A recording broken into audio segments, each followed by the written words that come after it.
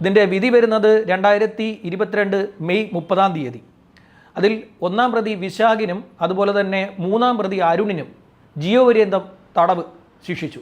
ജീവപര്യന്തം തടവ് ശിക്ഷിക്കുകയും അതുകൂടാതെ 17 വർഷം വിവിധ കുറ്റങ്ങൾക്ക് തടവിന് ശിക്ഷിക്കുകയും ചെയ്തു. അതായത് ജീവപര്യന്തം ഉണ്ട്, 17 വർഷം എക്സ്ട്രാ തടവുമുണ്ട്.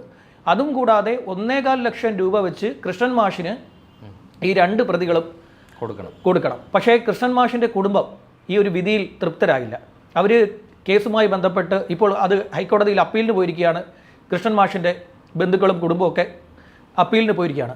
അതിൻ്റെ കാരണമെന്ന് പറയുന്നത് റിനീഷ് എന്ന് പറയുന്ന 2-ാം പ്രതിയെ കാസർഗോഡ് അഡീഷണൽ സെഷൻസ് കോടതി വെറുതെ വിട്ടു.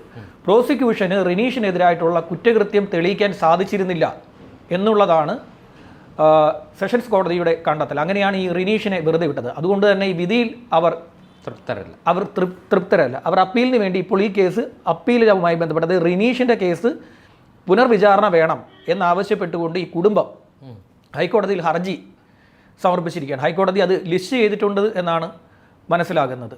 ഏതായാലും നാടിനെ ഞെട്ടിച്ച ഒരു കൊലപാതകമായിരുന്നു. അതായത് തങ്ങളെ അക്ഷരം പഠിപ്പിച്ച ഒരു ടീച്ചറെ, അധ്യാപികയെ തന്നെ കൊലപ്പെടുത്തി ജീവിതം മെച്ചപ്പെടുത്താൻ ശ്രമിച്ച ക്രൂര മനസ്സുള്ള വിദ്യാർത്ഥികൾ, ഏറ്റവും ക്രൂര മനസ്സുള്ള വിദ്യാർത്ഥികൾ